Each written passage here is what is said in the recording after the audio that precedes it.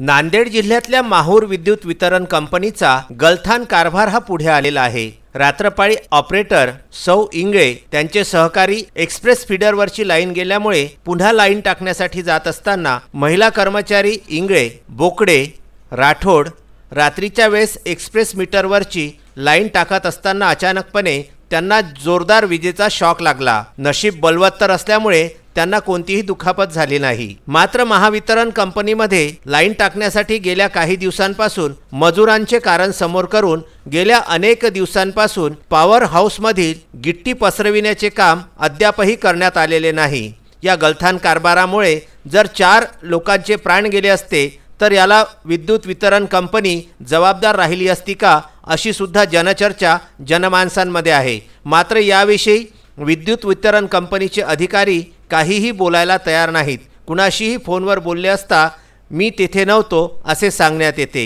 माहूर येथून संजय घोगरे व राजू दराडे यांचा हा वृत्तांत।